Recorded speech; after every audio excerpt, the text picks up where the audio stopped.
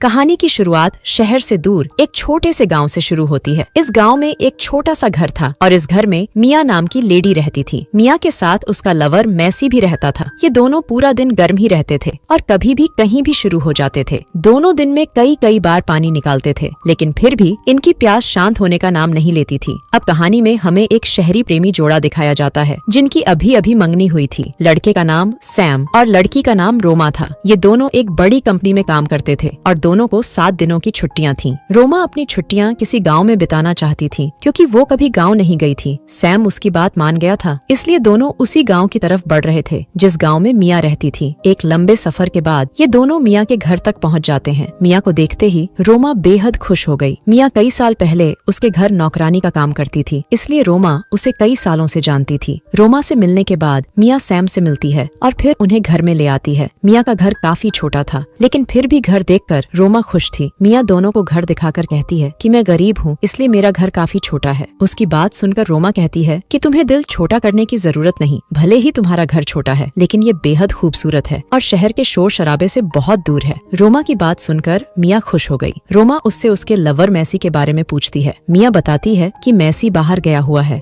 और वो जल्दी ही वापस आ जाएगा। इतना कहकर वो दोनों को उनका कमरा दिखाने लगती है। यहाँ दोनों रुकने वाले थे। इसी बीच मैसी भी वापस आ जाता है, जिसके बाद मिया उसे दोनों से मिलवाती है। दोनों से मिलने के बाद मैसी मिया को गर्म करने लगा। उसकी हरकतें देखकर सैम और रोमा हैरान हो गए क्योंकि मैसी उनके सामने ही सब कुछ कर रहा था। मिया के रोकने पर मैसी रुक जाता है और मिया रोमा को आराम करने को कहती है। कुछ देर बाद मिया रात का खाना बना रही थी। रोमा अपनी माँ से बात करना चाहती थी, लेकिन उसके फोन में सिग्नल नहीं आ रहा था। मिया उसे बताती है कि मेरा गाँव शहर से काफी दूर है, इसलिए यहाँ सिग्नल नहीं आता। कुछ देर बाद रोमा सैम के साथ सो रही थी। गर्मी के कारण उसकी नींद जल्दी ही टूट जाती है। सैम भी गर्मी के कारण ठीक से सो नहीं पा रहा था। गर्मी से बचने के लिए दोनों ने अपने कपड़े उतार दिए, लेकिन फिर भी उन्हें गर्मी से राहत नहीं मिलती। इसी बीच दोनों को मिया की गर्म आवाजें सुनने लगती हैं, जिन्हें सुनकर दोनों दीवार के पास आ गए। इनके साथ वाले कमरे में मैसी मिया की गुफा में धमाके कर रहा था। मिया की गर्म आवाजें सुनकर दोनों इतने गर्म हो गए कि वो भी एक दूसरे का पानी निकालने लगे। अगली सुबह चारों बैठकर नाश्ता करने लगे। मिया ने आज खास नाश्ता बनाया था, जिसे देखकर रोमा काफी खुश हो गई। नाश्ता करते करते मैसी अपने हाथों से मिया को खिलाने लगा। वो उसे नाश्ता भी खिला रहा था और बीच बीच में उसे चूम भी रहा था। उसकी ये हरकतें देखकर रोमा और मैसी हैरान हो गए। सैम भी मैसी की नकल करता है और अपने हाथों से रोमा को खिलाने लगता है। रोमा भी खुशी खुशी उसके हाथों से खाने लगी। इसी बीच रोमा के गले में कुछ फंस जाता है, जिस कारण उसे खांसी आ गई। मिया जल्दी उसके पास आकर उसके गले में फंसी चीज निकालती है, जिसके बाद रोमा ठीक हो जाती है। नाश्ते के बाद सैम भी फोन का सिग्नल ढूंढने लगा और वो बाथरूम के पास पहुंच जाता है। इसी बीच मैसी बाथरूम में जाता है। मिया पहले से ही बाथरूम में नहा रही थी। मैसी उसे पकड़कर उसकी गुफा में धमाके करने लगा और बाहर खड़ा सैम उनकी आवाजें सुन लेता है। दोनों की गर्म आवाजें सुनकर वो भी गर्म हो गया। वो बाहर ही रुककर अपने हाथ का इस्तेमाल करने लगा और इसी बीच रोमा भी उसके पास आ जाती है। रोमा को देखकर सैम संभल गया था। रोमा का ध्यान फोन में था, इसलिए उसे सैम की हरकत के बारे में पता नहीं चला था। वो सैम से सिग्नल के बारे में पूछने ही लगती है कि तभी मैसी और मिया बाहर निकल आते हैं। दोनों को एक साथ बाथरूम से बाहर निकलते देख रोमा हैरान हो गई, मगर वो जल्दी ही खुद को संभाल कर उन्हें हाय कहती है। रात को खाना खाने के बाद सैम और रोमा बैठकर बातें करने लगे। गाँव में सैम का मन नहीं लग रहा था, इसलिए वो यहाँ से जाना चाहता था। रोमा उसे समझाती है कि हम 7 दिनों के लिए आए हैं और ये दिन जल्द ही बीत जाएंगे। रोमा के समझाने पर सैम गाँव में रुकने के लिए मान जाता है। अगली सुबह मिया खाना बना रही थी और इसी बीच रोमा भी उसके पास आ जाती है। रोमा को पास देखकर मिया उसे खाना बनाने की ट्रेनिंग देने लगी। इसके साथ ही वो अपने बदन से उसके तरबूज भी दबाने लगी। मिया की इस हरकत ने रोमा को पूरा गर्म कर दिया था। दूसरी तरफ दोनों लड़के कस्बे से सामान खरीद कर वापस आ रहे थे और रास्ते में उन्हें सू नाम की लड़की मिलती है। सू मैसी को गर्म करने लगी ताकि वो उसकी गुफा में धमाके कर सके। सू की हरकतें देखकर सैम हैरान हो गया। मैसी के पास ज्यादा समय नहीं था, इसलिए वो सू से माफी मांगकर उसे चलती करता है। उसके जाने के बाद दोनों लड़के फिर से चलने लगे। रास्ते में सैम मैसी से कहता है कि तुम्हें मिया को धोखा नहीं देना चाहिए। मैसी उससे कहता है कि मिया को मेरे बारे में सब पता है और उसने मुझे पूरी आजादी दे रखी है। ऐसी ही बातें करते करते दोनों लड़के घर पहुंच जाते हैं और अपनी अपनी लवर से मिलते हैं। कुछ देर बाद दोनों लड़के खेत में थे। सैम ने कभी भी खेत नहीं देखा था, इसलिए वो मैसी के साथ यहाँ आया था। वो यहाँ आकर मैसी की मदद करने लगा। मैसी मौका देखकर उसे गर्म करने की कोशिश करता है ताकि वो उसके पिछवाड़े में धमाके कर सके। मैसी पूरा सिरफिरा था क्योंकि वो अपना पानी निकालने के लिए कुछ भी कर सकता था। कुछ देर बाद रात हो गई। मैसी की हरकत के कारण सैम अभी भी उदास था। इसी बीच रोमा उसके पास आकर उसे गर्म करने लगती है, जिसके बाद सैम भी उसे चूमने लगता है। सैम भले ही रोमा के साथ था, लेकिन उसे रोमा की जगह बार बार मैसी ही नजर आ रहा था। अगला दिन ये चारों काम करते करते निकाल देते हैं। रात को मिया ने खास खाना बनाया था, इसलिए चारों उसे खाने के लिए बैठ जाते हैं। मैसी के पास सैम बैठा था, जबकि दोनों लड़कियां उनके आगे बैठी थीं। खाना खाने से पहले चारों दारू पीने लगते हैं। जल्दी ही चारों पर दारू का नशा चढ़ने लगा। नशा चढ़ते ही मिया रोमा को चूमने लगी और उसकी हरकत देखकर मैसी खुश हो गया। वो मौका देखकर सैम से कहता है कि हमें भी कुछ नया करना चाहिए। मैं तुम्हें इतना मजा दूंगा जिसकी तुम कल्पना भी नहीं कर सकते। उसकी बात सुनकर सैम भी उसे चूमने लगा। अब एक तरफ दोनों लड़कियां लगी हुई थीं, जबकि एक तरफ दोनों लड़के लगे हुए थे। अगली सुबह मिया मैसी को कस्बे में जाने के लिए कहती है। इसी बीच सैम भी नींद से जाग जाता है, जिसके बाद मैसी उसे भी साथ चलने को कहता है। दोनों के जाने के बाद मिया घर के काम करने लगी। वो आज भी कुछ नया बना रही थी और इसी बीच रोमा उसके पास आकर उसकी मदद करने लगी। दूसरी तरफ दोनों लड़के कस्बे से खरीदारी कर वापस आ रहे थे। रास्ते में मैसी एक जगह रुककर बाथरूम करने लगा। सैम उसके पास ही खड़ा था और मैसी उसे अपने पास बुलाता है। मैसी उससे कहता है कि हमने रात आधा मजा ही किया था, अगर तुम पूरा मजा लेना चाहते हो तो मैं उसके लिए तैयार हूँ। मैसी की बात सुनकर सैम सोच में पड़ गया। उधर रोमा मिया से कह रही थी कि तुम जब हमारे घर में नौकरानी थी, मैं उस समय से तुमसे प्यार करती हूँ। मैं जानबूझकर गांव का बहाना बनाकर यहाँ आई हूँ ताकि तुमसे प्यार कर सकूं। मैं तुम्हें अपने साथ ले जाना चाहती हूँ। उसकी बात सुनकर मिया कहती है कि मैं तुमसे प्यार नहीं कर सकती, मैं तो बस तुम्हारे साथ मस्ती ही कर सकती हूँ। वैसे भी मुझे गाँव की जिंदगी पसंद है, इसलिए मैंने नौकरानी का काम छोड़ दिया। रोमा उसे फिर से समझाने की कोशिश करती है, लेकिन इस बार मिया उसे घर से जाने को कहती है। मिया का फैसला सुनकर रोमा कहती है कि मैं तुम्हें आखिरी बार प्यार करना चाहती हूँ। इतना कहकर वो मिया के साथ शुरू हो जाती है। उधर सैम भी मैसी के साथ शुरू हो गया था। देखते ही देखते मैसी इतना गर्म हो जाता है कि वो साला उसके पिछवाड़े में धमाके करने लगता है। रात को सैम अपना सामान पैक कर रहा था, जबकि रोमा उसके पास उदास बैठी थी। दोनों ने एक दूसरे को सब बता दिया था कि आज उन्होंने क्या क्या किया। दोनों ने एक दूसरे को धोखा दिया था, इसलिए दोनों ने ही एक दूसरे को माफ कर दिया था। अगली सुबह मिया और मैसी घर के काम कर रहे थे। इसी बीच सैम और रोमा बाहर निकलते हैं और दोनों को अलविदा बोलकर जाने लगते हैं। कहानी के आखिर में सैम और रोमा शहर की तरफ बढ़ रहे थे, लेकिन इस बार वो दोनों खुश नजर नहीं आ रहे थे। दोनों के जाने से मिया और मैसी पर कोई फर्क नहीं पड़ा था। दोनों साले इतने सिरफिरे थे कि उन्हें तो बस पानी निकालने तक ही मतलब था। इन दोनों के बीच प्यार नाम की कोई चीज नहीं थी। इन्हें तो बस बदन की जरूरत पूरी करने का नशा था। इन दोनों के सिरफिरेपन ने दो जवान लवर्स की जिंदगी बर्बाद कर दी। इसी के साथ इस कहानी का यही अंत हो जाता है। हमारी वीडियो देखने के लिए बहुत बहुत धन्यवाद। अगर आप ऐसी ही वीडियोस के दीवाने हैं तो प्लीज मेरे चैनल को जरूर सब्सक्राइब करें। मिलते हैं अगली वीडियो में, तब तक के लिए नमस्कार।